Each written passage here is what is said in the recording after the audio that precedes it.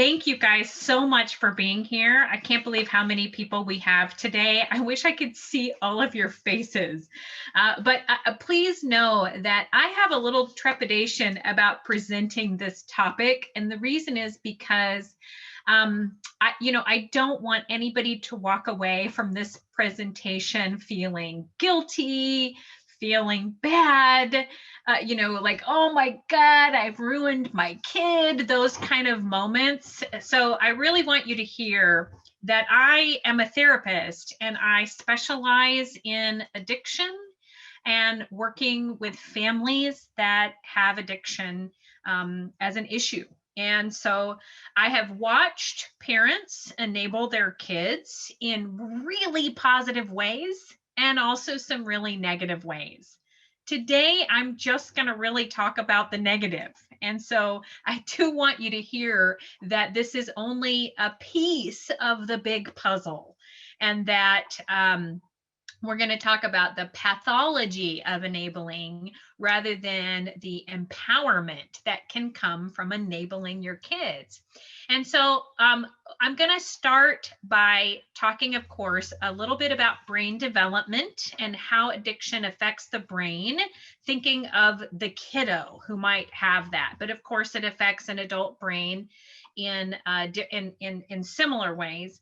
Then I'm going to talk about the family system, and specifically I'm going to give you the 7 different types of enabling that you might be able to identify with, and so that you really know what your kind of brand is. Then we're going to spend the rest of this session talking about parent styles, attachment styles, and how to actually heal and work on those particular issues, like what you can do to move out of enabling kids in negative ways. And I'm going to leave lots of time for questions because I know there will be. So let me go ahead and get started by talking about brain development. So I wrote a book called the NeuroWhereAbouts Guide, and it is all about making sure that you know where your children are neurodevelopmentally and how you can create prevention programming and healthy parenting to keep your kids from engaging in high-risk behavior, as well as growing a healthy brain. And it's important to remember that neurodevelopment is experience dependent. And so when you think about this, I want you to think about this picture.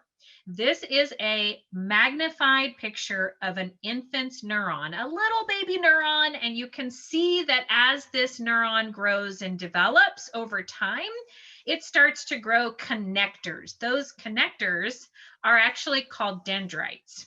Every time we learn something new or practice something, we literally grow dendrites that reach out to other cells, making long strings of connections in our brain. Now, what we want our kids to grow are connectors for executive functioning skills. Those are things like problem solving, decision making, empathy, abstract reasoning, impulse control. All of these executive functioning skills grow if we use them. They do not grow if we don't use them or practice them. And so what I see happening sometimes is that if you overfunction for your kids, which is something that enabling parents are guilty of a lot, is doing for kids what they should be doing for themselves. If you solve all your kids' problems, instead of having long strings of neurons in their brain for problem solving, they're going to have long strings of neurons for dependency on you to solve their problems. So now you get what I mean by neurodevelopment, understanding what's going on in their brain and actually parenting to the frontal lobe, which is this, my favorite picture of the frontal lobe as it's growing over time. So remember that kids do have a frontal lobe, which is where all those executive functioning skills happen. By the time they're 11, 12 years old, they've got about 10 to 15%. By the time they're 16 years old, they've got about 45%. And by the time they're 20, it's up to 80%. What this means, as you are raising a frontal lobe, is you are supposed to be your kiddo's prefrontal cortex until they have one of their own, but you start backing off.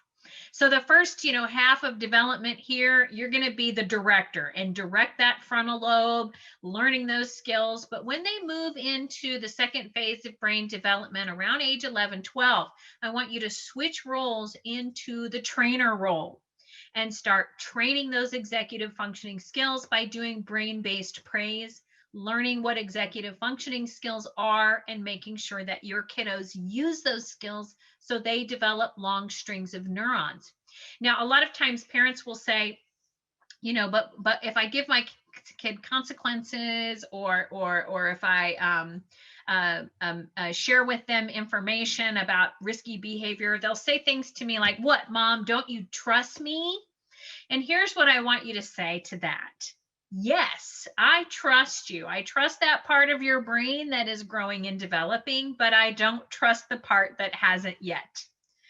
And that gives you some leeway to be able to say, your brain is growing. You may not always tell me the truth and make good decisions, but so I'm going to, be your frontal lobe until it's there. So if you've got 45%, then I'm going to show up as the 55%. But you keep backing off and allowing them to have those experiences. Now, this is important as a parent to memorize what the executive functioning skills are. Now, please note, attachment is listed here, which is what happens to a kiddo with their parent. But I also believe that it is a skill to learn how to create healthy, secure attachments. Now, these are the skills that grow in the frontal lobe from birth all the way up through elementary and middle school. We keep growing these skills as we age. But when we hit the 11, 12 mark, around middle, high school, all the way up through college, we start growing higher level executive functioning skills. We want long strings of neurons in the brain for these skills. If you jump in, problem solve, make decisions, over control, rescue, do for them, then they may not be able to develop the kind of executive functioning skills that they need to grow up and be a fully self-supporting adult. Now let's talk about the experience of addicts. And so when I say addicts, I'm talking about addicted to anything, which would be potentially a behavior or a substance. And remember that not everybody becomes addicted right away. It is a process, a continuum. It's important to be able to correctly diagnose that. But in general, what we know is that 90% of adults who struggle with an eating disorder, a mental health issue, or an addiction began engaging in that behavior during their adolescence. It is really critical that parents know how to act and not enable when their kids are showing signs of any of these issues. Now, let me give you an example of what's going on in the brain when a child is engaging in alcohol use. This is a good study that gives you a kind of a broad example of what's going on. Two 15-year-old males, one is a non-drinker, one's a heavy drinker. They're both undergoing a memory task while having a functional MRI picture taken of their brain. Our non-drinker has a lot more electrical activity and blood flowing in the brain than our heavy drinker does. But what's really important to see is this more subtle difference. When we grow those long strings of neurons, they squish together inside of our head, making those funky grooves and wrinkles in our brain, which you can see occurring for our non-drinker in a really beautiful, uniform way, but not for our heavy drinker. What you're seeing is diffuse arrested development caused by the effects of chronic alcohol use underage. Now, Scientists have called this hypofrontality, this state. And basically, what this means is that the brain is arresting in development. This picture, the top three, show a person from the top down looking through their brain, and they are completely sober. Its picture is taken 1 second apart. And this is what we want to see in a healthy, sober brain. The electricity, the blood flow is on in all parts of the brain, specifically up here in our frontal lobe. The darker the color, the more activity. This brain down here is actually somebody who has ingested cocaine. And what you notice is that the limbic area is lit up, processing all of that chemical, but the prefrontal cortex and frontal lobe is off. Now, this is the critical piece to know when you're parenting a kiddo who's engaging in substance use or an addictive behavior or potentially chronic stress, chronic trauma. It looks very similar in the brain. The frontal lobe shuts off, the fight or flight part turns on, and if the frontal lobe is shut off while it's growing and developing, it doesn't get to grow, especially during the really critical growth age of 11 to 25, when those higher level executive functioning skills are developing. So if you are parenting a child who is engaging in substance use, has mental health issues, or experiencing a chronic depression or anxiety or stress, it is critically important that you get them into therapy as soon as you possibly can. We'll talk about the kids who are oppositional and what to do there. But what you're basically doing is saving a frontal lobe. You and your responsibility as a parent is to help grow that frontal lobe to its best ability possible so they can be fully self-supporting adults. Okay, here is what happens when that doesn't get to happen. This also occurs in adults who are chronically engaging in substance use. Scientists are calling it acquired narcissism, or really this can be seen as the inability to mentalize. So mentalization is really a beautiful word that encompasses the idea of being able to think about what somebody else is thinking, attune to them, imagine what they might be feeling with deep empathy, and then decide on how you're going to interact with them based upon that assessment. That is all frontal lobe activity. And so if you don't grow one, or you're an adult and yours is off more often than on, you might have an impaired ability to mentalize. And this has been nicknamed, unfortunately, acquired narcissism. The good news here is you can unacquire it. So I actually worked with a family many years ago whose the male in the family had a history of alcoholism, did not drink as a kid, as an adult, because he saw how it affected his father and he swore he would not do that, was successful in business, then sold his business at age 50, had an early retirement, and developed a severe depression and started drinking. Within 10 years, full-blown alcoholism. His family came to see me and they gave me a laundry list of behaviors, including poor attunement, inadequate ability to self-appraise, little capacity for self-reflection, projections dominated, which basically means that he projected a lot of his own negativity out onto his family.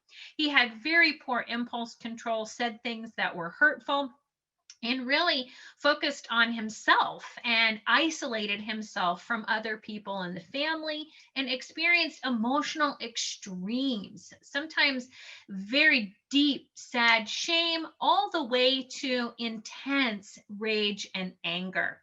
And then also a lot of denial. I don't have a problem. This is not the problem, but definitely a daily drinker. And so with the frontal lobe, his frontal lobe was off almost all the time. We were able to do an intervention with him, get him into a treatment program. And after about 18 months, you could see all of these symptoms slowly dissipate and then eventually disappear. The good news here is this man didn't use anything. His frontal lobe fully developed up to the age of 25. And so when he turned his frontal lobe back on, it was a frontal lobe that had fully peaked where it should have in executive functioning skills. And so the family got their dad back, which was really great news. But remember, if we don't stop until after the age of 25, we have to learn all of our executive functioning skills slowly over time. And that takes a lot of patience and good boundary setting when working with adults who are in recovery, who used when they were kiddos. Okay. Some other causes of arrested development, but there's of course chemical use, but trauma can cause it as well, especially if it's chronic trauma. Trauma shuts off the frontal lobe, our limbic system kicks into gear, and if it's chronic, that's caused by abuse or neglect. And a person continues to experience very intense emotions over long periods of time, which can also be chronic stress, then that can also lead to arrested development. But it's also critical to remember, overindulging a child can also shut off that frontal lobe because literally it's just not being used. So let me pause here for a second and share with you a couple definitions of overindulgence, because there are some people who overindulge their kid but don't give them material things. And so we interchange the word overindulge with spoiled sometimes, and I think that discredits the actual behavior. There are kind of two ways that we can overindulge kids. We can give them too much stuff without them having to earn it. We are seeing that on a mass level in our country. Kids don't have to earn stuff anymore. And you guys can probably see the effects that that's having on our millennials and our Gen Zs. They don't have the motivation to go out and get things. They don't have the motivation to go out and drive because they have everything they want at their fingertips without having to earn it. And so that's number one. The second way that we can overindulge our kid is to really literally spoil them and not give them any consequences. So when we act permissively and we don't give consequences, or we rescue kids from their consequences because we don't want to see them struggle or hurt, we're overindulging them. That creates the scenario where kids don't understand that their behavior actually has an effect and has consequences. When they don't have to feel the pain, discomfort, and guilt for actually behaving poorly or actually follow through with a consequence, then they actually learn the wrong string of neurons, that there are no consequences for their behavior. And then when they go out into the world as an adult, they're sorely underprepared for what the real world has to offer. And some of those kids are failing to launch. Life is too stressful. So please remember, you guys, struggling and feeling negative feelings, especially when you've caused something to happen, builds resiliency. Don't save your kids from that discomfort, because you're robbing them of the opportunity to learn resiliency, how to bounce back from feeling guilty, from feeling shame, from doing something wrong, from rupturing relationships. You rob them of the opportunity to learn how to repair and make amends and self-care. Okay, so let me move on to family systems. So we talked about addiction and the kiddo and the possible adult as well. Now let's move more into the parenting side of things with family systems. I work a whole lot with healthy family systems. And of course, any family system can become unhealthy at any time, but we actually learn how to right the ship. You know, we have this thing called homeostatic balance. And it's kind of like we're all revolving around each other all the time, like a family mobile. And then somebody in the family gets sick or some circumstance happens and that homeostatic balance goes cattywampus for a while. But what happens in healthy family systems is we learn and grow together. And we use functional family rules like talk, trust, deal, feel.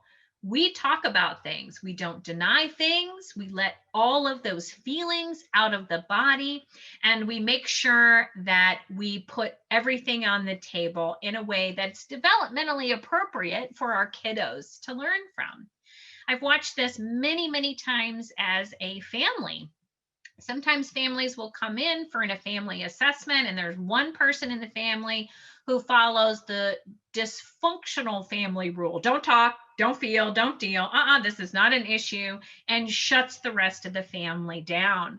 That makes it really difficult to actually face what's going on and attack it head on. So please try really hard to follow the functional family rules and teach your kids how to be emotionally literate by learning how to have feelings, validate them, and deal with them. The second issue, now, you guys may have seen this poster. It's been out in the world for a long time. If you actually Google family rules and family systems, you'll probably see and find this poster. This poster depicts an alcoholic family system or an addict family system. But I need you guys to remember, this could depict any system where there is somebody who is a real victim or potentially plays the victim role, which is sometimes what a chemically dependent person does.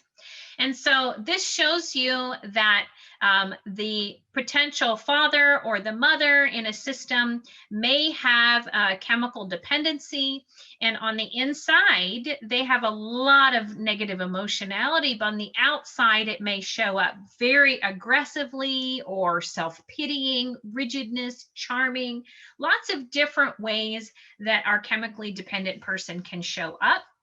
Usually in an addicted family system, we see this role also pop up, the chief enabler. It's like we fit together in a very dysfunctional pattern rather than two whole people who have healthy boundaries.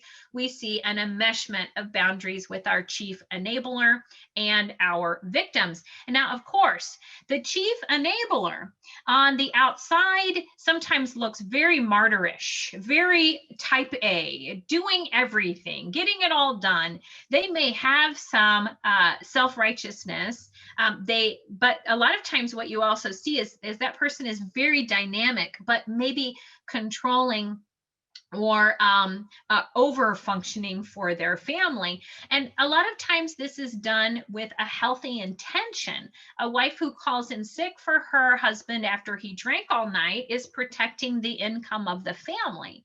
A wife who, or a mother who fills out all of her child's high school or college applications has good intentions of getting an education for her kiddo, but is robbing that kiddo of the opportunity to do the work himself.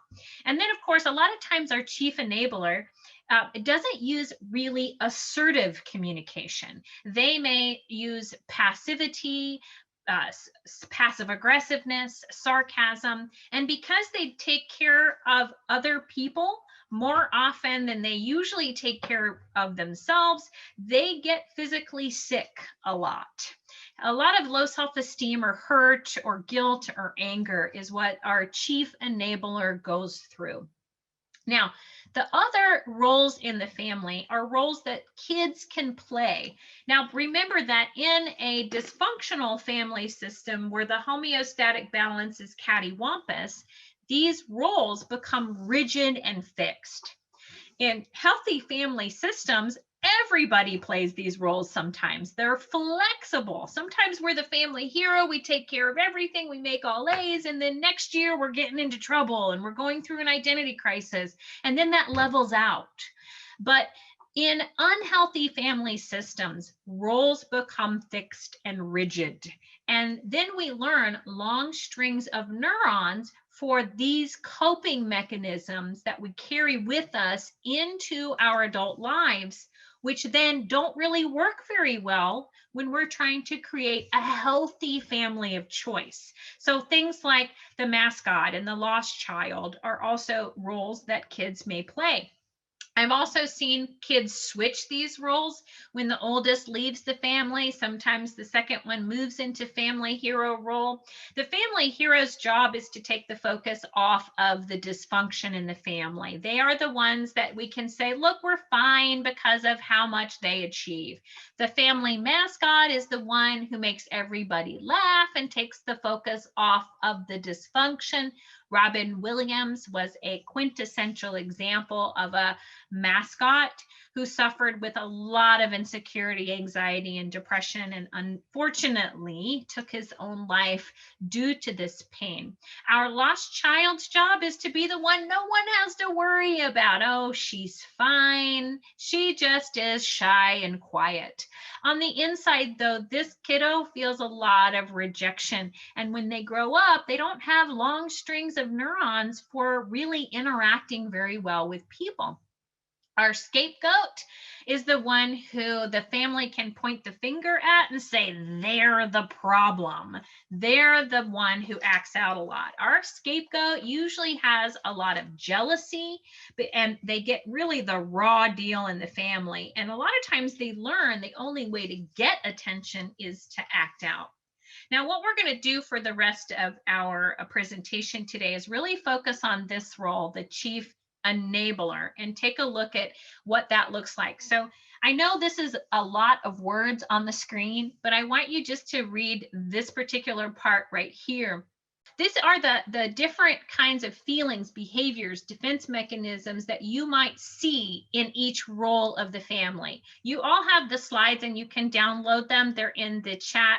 This in particular, the enabler feels a lot of anger, a lot of helplessness, a lot of fear about what's going on with their kiddo. They worry, they overprotect, they may also lash out in anger because it builds and builds and builds. And avoidance is one of their main defense mechanisms because it gives a temporary moratorium on the chaos, a little bit of peace. And the price of this, though, is not only self-deception and perpetuation of the addiction, but lack of executive functioning skills growing in their kiddos that need to be. And something you may hear a chief enabler say is, well, you know, what dad did was terrible, but remember, he's an alcoholic.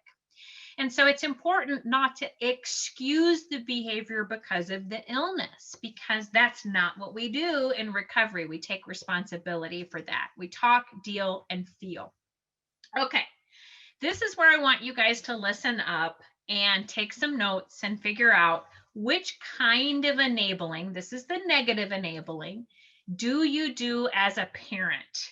Or if you're a clinician, these are the ways that you can actually print this and show it to your clients and teach them about how which particular type they are. So the first one is the ignoring enabler. This is the parent who overlooks, downplays, denies.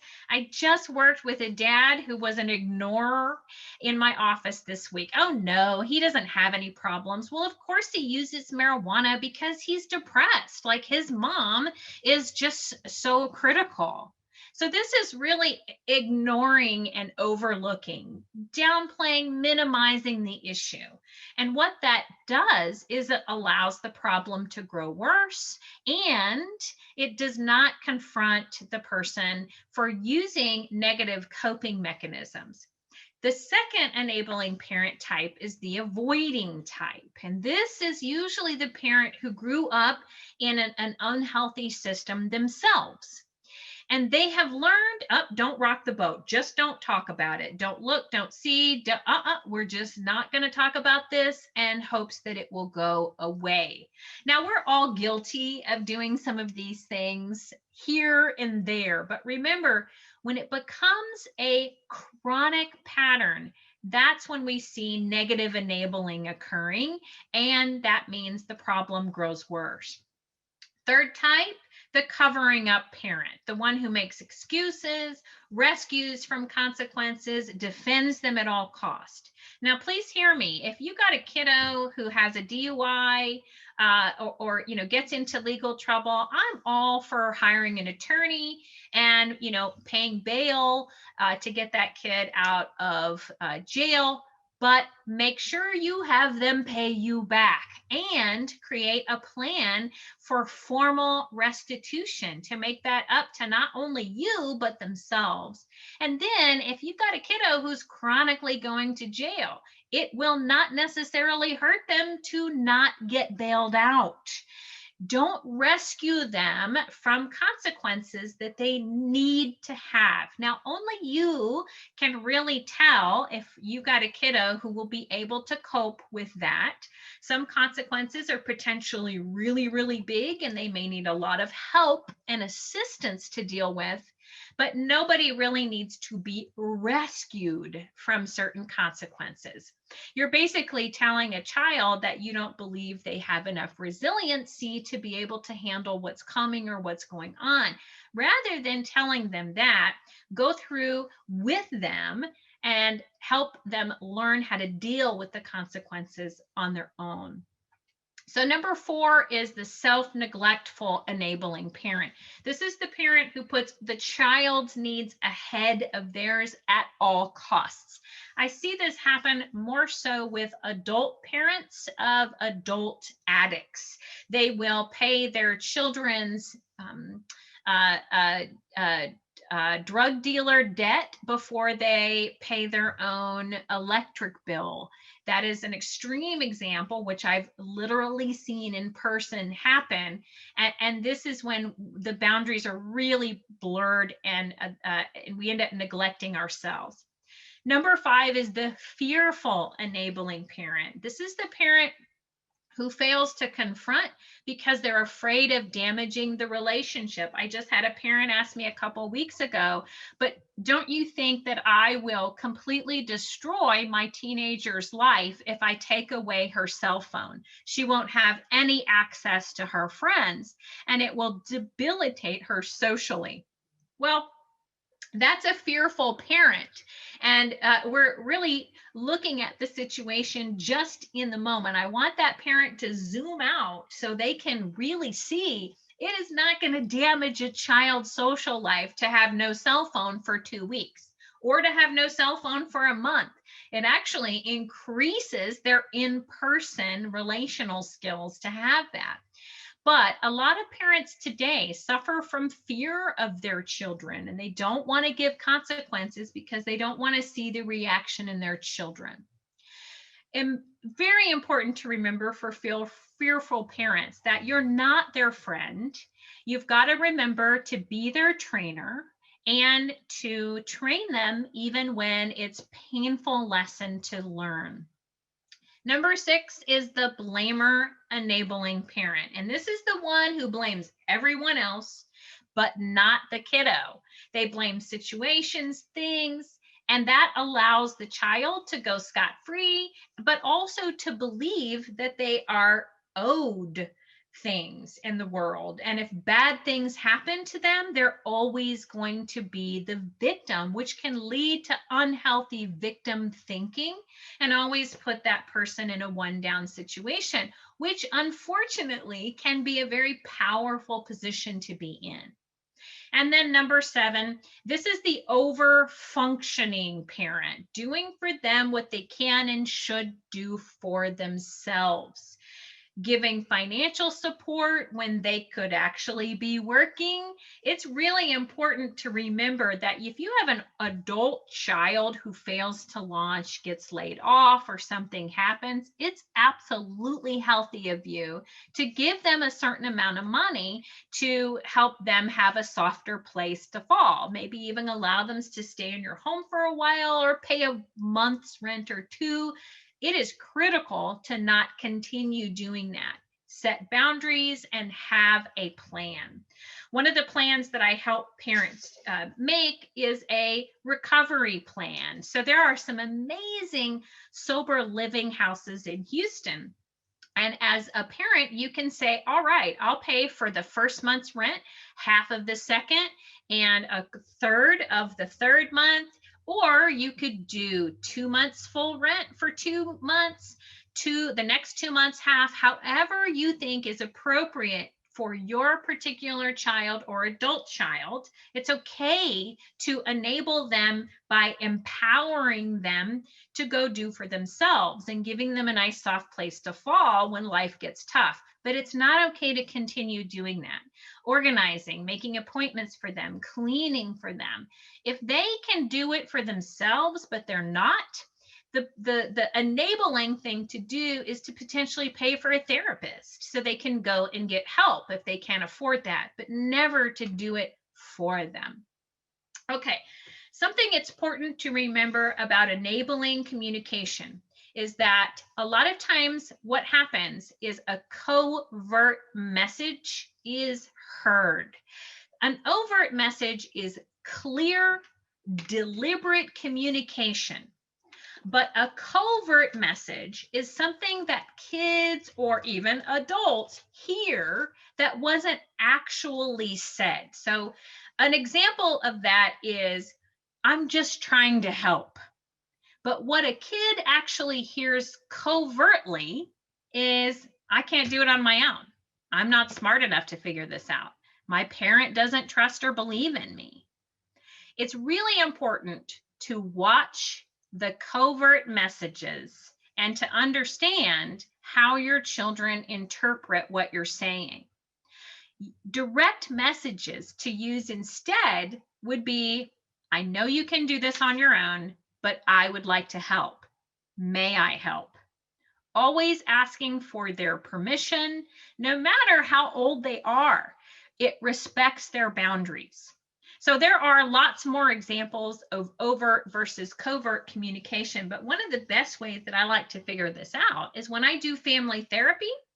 If I hear an overt message that a parent says that's maybe on this list or something like it, and I can see a child react negatively to it, I will ask that child, whether it's a kiddo or an adult child, how did you interpret what your mom just said or what your dad just said?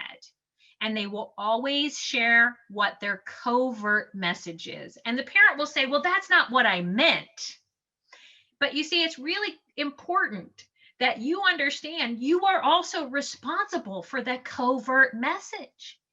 If you see that your kiddo is interpreting that in a certain way, it's important for you to inquire how they're interpreting it and then change your messaging so that it's much more direct and respectful of their boundaries.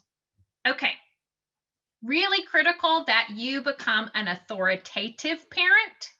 Parents who are authoritarian or permissive or uninvolved, the kiddos who grow up with these parents have higher addiction rates, higher teen pregnancy, higher dropping out of school and college, not finishing higher levels of ed. And an authoritative parent is one who balances love and limits. And you can see the word enabling here because they're enabling a child to be self-supporting, not enabling them to continue in negative behavior. Now, this is a chart. I know this is really busy, so you can look at this later, but this is what adults look like who've had these types of parents. An authoritative kiddo who grows up with authoritative parents actually learns great self-control. They learn how to resist peer pressure. They have good achievement. They trust other people, and they are able to have good executive functioning skills, as opposed to kiddos who have permissive parents or authoritarian parents. These are some of the characteristics that kids have. It's interesting. Permissive kids who were permissively parented, they have really high self-esteem, but it didn't come from actually earning what they have, because they just feel usually high self-esteem because they're pretty happy in life because they get everything, but they don't do as well academically and socially. They have difficulty with executive functioning skills. They have difficulty with health, long-term relationships.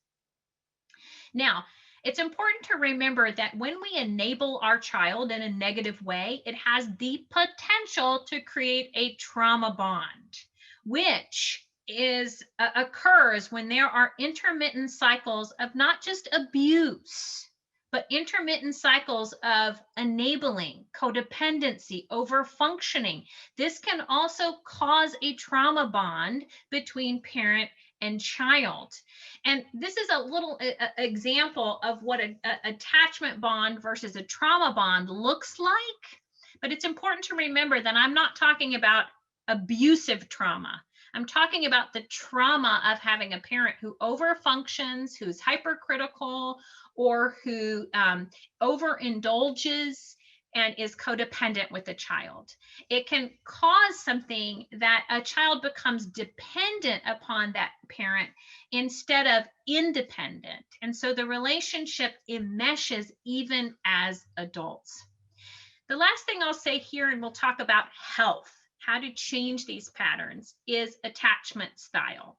It's important to remember that we want to create a secure attachment with our kids, meaning that we want to give them a healthy, authoritative balance of love and limits. That creates a secure, consistent attachment.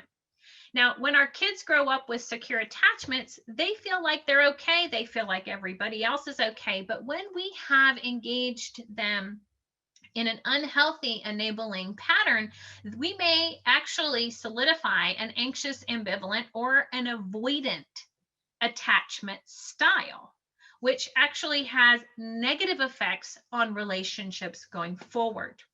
So let's talk about overcoming this. So the word, kind of the buzzword here, is codependency. That word has lots of different meanings, but what we want to look at is really the boundary issues between enabling parent and addicted child. And this is how we heal. Remember to know that you yourself are an instrument of healing. If you start setting boundaries and taking good care of yourself and give consequences to teens and young adults, they may get mad at you. They may distance themselves from you. They may even punish you. But if you are consistent in healthy patterns, it has an effect on them. It may take a while to see, but it will. If you follow the healthy rule of talking, dealing, trusting, feeling, setting boundaries, cultivating your own secure attachment with your child, doing your own family of origin work so you know where these patterns come from in therapy, this is a good road to be on. It's important to do your foo, su, or ru work. Family of origin, society of origin, and religion of origin can create foo, su, or ru buttons that are attached to old traumas and old wounds that create negative core beliefs, negative feeling triggers, and adaptive coping mechanisms that don't work in your adult life. These are buttons that you can uncover in therapy. I do a therapy that I call foo mapping, which helps people map these buttons, where they are in the body and what they trigger, so that when things happen in the here and now that push the button, you don't regress to the age you were when you were traumatized as a kid, that you actually are able to speak and act and feel from a healthier core belief and perspective.